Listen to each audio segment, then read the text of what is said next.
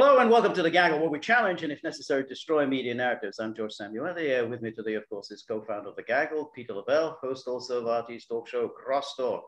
Well, the New York Times and the Washington Post are reporting, Peter, that apparently that intelligence report commissioned by President Biden 3 months ago about the origins of the COVID virus, whether it was originated in the Wuhan lab or whether it had a natural origins, that intelligence report will turn out to be inconclusive. And apparently an unclassified version of the report will be available later this week. Biden had supposedly seen the classified report. You know, hard to believe that Biden would be, you know, corpus mentis to be reading any classified report, but he was obviously briefed on the matter. There'd already been hints of this from the Director of National Intelligence, Avril Haines, who had in an interview in June had said that, well, these questions about the origins cannot be settled by us. You know, we need scientists.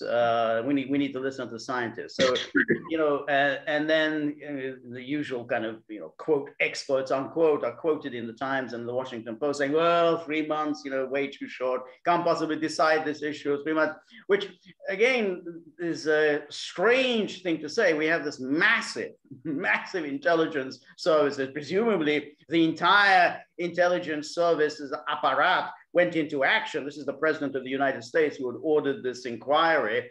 And on top of that, they had a lot of work already that has been prepared for them by the Trump administration, which had also done a lot of investigation into the origins of the virus. So they say, well, we can't decide after 3 months. So you have to then believe that this is a political decision. They do not want to do anything that would antagonize China. And as we've discussed before, here is one issue in which the United States actually has a very strong case against China, not on the Uyghurs, not on Taiwan, not on the Hong Kong, not on Tibet, but here, which is something that has affected the United States and the rest of the world. And if it does come to an inconclusive conclusion, then you know, the question really arises, why do we even bother having intelligence services? Peter, what's your take? Well, the intelligence services were quite keen to step in on the Skripals and Navalny. Right. That was science. Right, yeah, exactly. Well, they were keen in a heartbeat there, okay? I mean, you and I totally expected this here. I mean, they went through the motions. I see no reason to have any of these intelligence services at all now. If you can't figure this out here, look, at least circumstantial evidence, you and I are not scientists. We've made that clear to everyone here, but circumstantially, it's like, well, there's some leads here. Can you follow up on this here? Don't tell me it's inconclusive. And if it's inconclusive, why? Okay. Now, obviously, they don't want to fire a shot over the bow here. And I want to know why. I want to know why. Everybody deserves to know why. The whole world has been turned upside down. Right. Look what they're doing in Australia. It's like martial law. Yeah. That's exactly right. And here's something that we really, you know, the kind of thing we want an intelligence services to be able to determine this. I mean, they say, oh, you know, we have all these satellites up in space, and they can see, if you're writing a personal letter to somebody, they're going to read your personal letter. It's so accurate.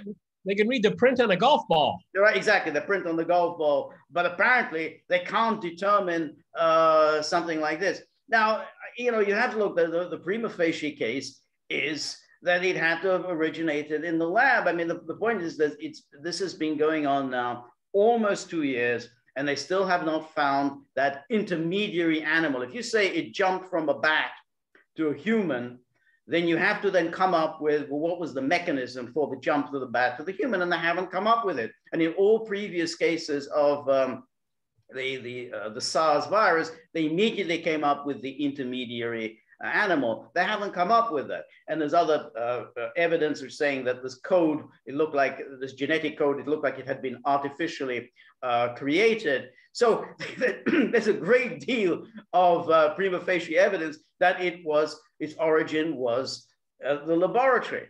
But instead, they're coming, well, we really don't know. Well, what's the use of that? They don't want to know, or better said, they don't want the public to know. Right. Okay. And we want to know why they don't want the public to know. Right. Okay. This is an absolute red line demand. I mean, there's just like you said, I mean, we could quibble on forever about rocks in the sea and all of that, and freedom of navigation, and you can pull out your books and I can pull out my books and my specialists and your specialists. But this is something of a totally different magnitude. Right. And the suffering that so many people have gone through, including people in China, let's be fair, they suffered from it as well. Right. So if we don't get the origin, something definitive, then first of all, it shows a huge level of weakness when everyone is whining to, the cows come home about Kabul, okay? Right. That's going to come to an end relatively soon. Right. We have to find out what happened here, mostly to make sure it didn't happen again. And if there's culpability, then people have to own up to it and be held responsible. This is simple stuff, okay? I'm not going to play politics with this. You and I differ on China in many different ways. On this point, we're in absolute lockstep. That's right, and that's right. And so it's very hard to believe that they are not able to make a determination, because this has been investigated for a long time. And yesterday we had the former director of national intelligence, John Ratcliffe, saying that while he was in that position, he was the predecessor of Haynes, he had seen compelling evidence that the origin of this virus was the Wuhan lab. So he had seen it. So therefore, we have to believe that there's already compelling evidence for it. Now, what are the politics of this? Why are they suddenly saying inconclusive? Because as you say, I mean, where does that leave the rest of the world? Because the minimum we want to be in the position of this won't happen again.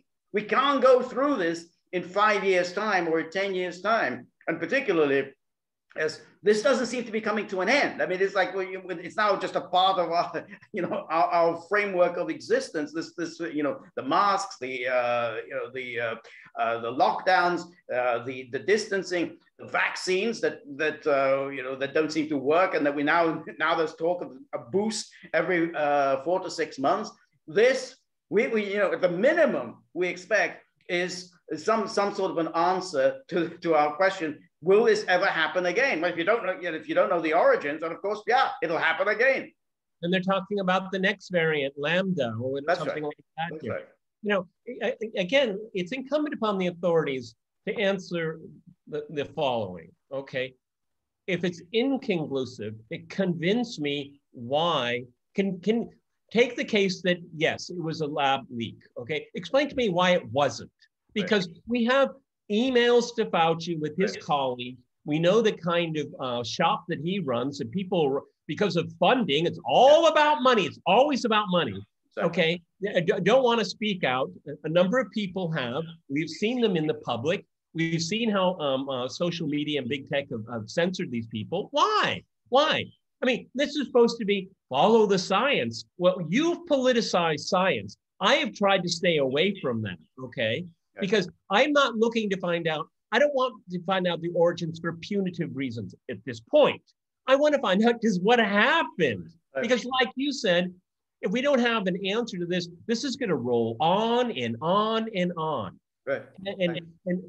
I personally think, and I have not done an investigation. I obviously do not have access to the evidence, but it seems to me what I've been watching for 2 years is that there's a lot of people in the American scientific establishment that is very embarrassed by what happened. Okay, and they don't want, because if blame is going to be determined, my gut feeling is it's in a lot of different places. I think that's a very good point, because if we go down this path of the lab leak, and we're talking about the gain of function research, that is an artificially created pathogen,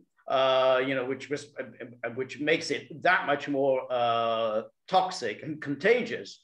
And we know that the US government was involved in funding such research.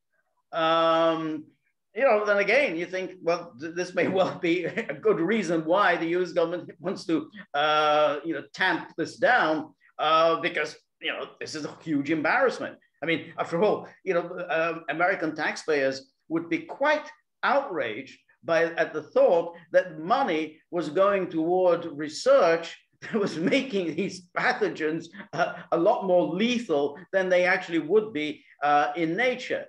So you can see why they don't want to go down that path. They don't want to sort of touch why U.S. government is funding this. And, obviously, there's the whole issue that if you are to point the finger at China, then, hey, what about making restitution? And that's because that's going to be immediately the next demand. Hey, restitution. Of course, China is not going to pay, but, there will be a drumbeat in many parts of the country. Hey, China needs to pay some restitution. Well, don't you think, George, I mean, what you and I have heard, the dribs and drabs, and this is obviously very partisan, is that, the Chinese came in and cleaned it out and deleted databases and all that. Well, maybe they didn't delete, maybe they saved, downloaded and saved for future purposes. Right. Because I tend to think, and I want to be proven wrong, I would love to be proven wrong. But if the US comes out with a definitive case sometime in the future, or when the Republicans come back to power and say, here is our case that it happened here. And the Chinese will say, well, we've got our emails too, okay? Right. And you know a lot of the names, okay? Yeah. That's why I think it's inconclusive, because I think the intelligence community says we could make a case, but if we push our case too hard, they're going to have forensic evidence and say, well, a lab leak. Well, who is involved in a lab leak? Oh, Peter Daszak. Do you know this guy? We've heard him. We've met him. Oh, he's actually visited us. Okay. Yeah. I think here that they want to drop this like a hot potato, because if they want to go full blast, full throttle to blame the Chinese will turn around and say, your people were involved in this. Why don't you ask them? Yeah, no, I think that's right. I think it's that's exactly right. I think it was always a kind of a conspiracy of silence involving the Chinese, Peter Daszak, and of course Fauci. So they basically they want to throw all of this out. There should be no discussion of this. But that's obviously the big story here, which is the gain of function research that the U.S. government under Obama had said, we don't want to go down this path. This is very dangerous, and the net benefits seem to be very questionable relative to the danger that this research involves. And yet Fauci had kind of got around this. And, unbeknownst to anyone in the Trump administration, he once again was funding this gain of function research. And so you're absolutely right. I mean, the Chinese could say, we could release all of the emails and see what it was that the US government was happily funding. So, yeah, I think there's clearly, people, a lot of powerful people want this to go away, and we can then go on, meaningless, stupid conversations about vaccines and about masks and all this stuff. And Fauci, he'll be there, on CNN, blathering on about, how many masks do we need to wear today and so on. So yeah, then we would much rather keep the conversation there rather than, I think, which is the important one, how did this come about, and how do we make sure it never happens again? George, this is just another issue here in a cascade of others. Like, we had the most pristine election in American history, okay? And there was an insurrection on January 6th. And it's inconclusive how COVID came about. I mean, you can pull this shit just so many times, and then people are going to say, I don't believe anything you say. Because you constantly insult my sense of my common sense.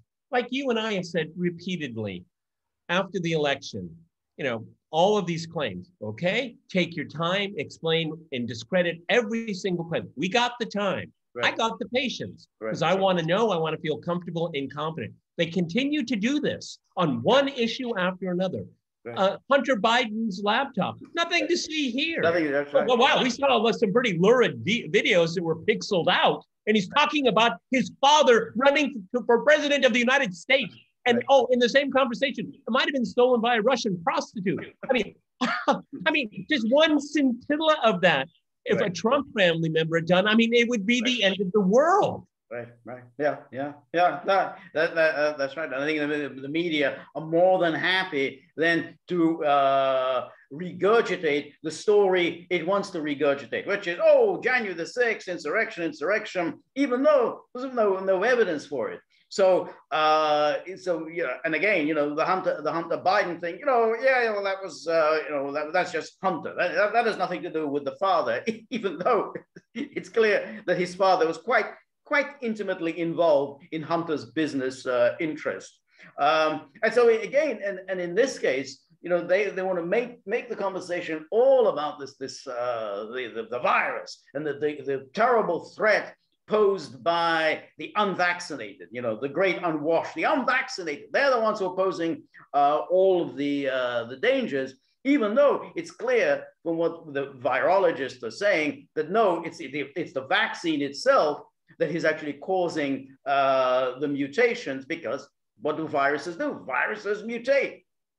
And when you engage in this mass vaccination effort, well, viruses work out ways of adapting themselves to beat the vaccine. And they're saying this was always a foolish enterprise to vaccinate everybody rather than just the targeted vaccination, because it gives that much more opportunity for the virus to adapt. So it's like, farmers always say that, if you overuse pesticides, it becomes, self-defeating, because the pests work out ways of, becoming immune to the pesticide. So I think this is what is happening here. And so, and it's clear that these vaccines are, they're not very efficacious. I mean, it's clear that their efficacy continues to go down. And despite all of this evidence that is coming out about their efficacy, we still have the drumbeat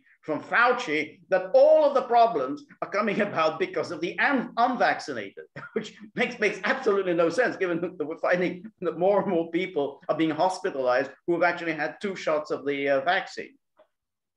The damage it's doing to the younger generation is just you can't even comprehend it, what they're doing to young people here. You and I, we can take the punishment, okay?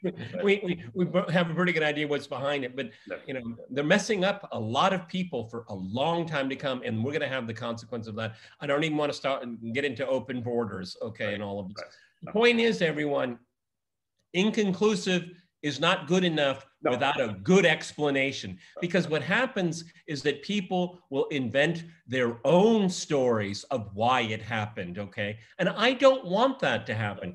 George and I are very judicious on this podcast. We're very careful with the facts, and we never make a claim that we don't have reasonable evidence or a constructed argument to present, okay? We're trying to be very careful. With this kind of result, it's just a free fall for everyone. You have a gripe against someone, some party, some idea. It's always going to be, a conspiracy theory, and that's something. The reason why we started doing this in the first place. We're against that. Okay. All right, everybody. We're on Locals, so please go to thegaggle.locals.com. George and I I think tomorrow we're going to do tomorrow. We got tomorrow. It's already there's a notice on Locals that but what time it will be. Obviously 7 o'clock Moscow time, 6 o'clock in the evening Budapest time, but more important, 12 p.m. Eastern Standard Times, because we have a lot of American fans or supporters. So 12 p.m. tune in, and it should be a lot of fun. Okay, and we also got the Gaggle store going up. We've already done a number of Q&As. George has done a live stream, and we'd be very much appreciated if you would address the issue of the tip jar. Okay, it's a vex. I always say it last, but sometimes I want to say it first. Okay? Right, it's definitely a very vexing issue. Yes, because Buddy, you heard it. Buddy has already helped himself to more than his share, which means that nothing left for everyone else. So we would very much appreciate any support, help that you can offer us. We're very grateful for all you've done for us. And we don't have billionaires supporting us. So the more you can help us, the better the product will be. Remember, if you like the gaggle, please like, share, and subscribe. See you soon. Bye.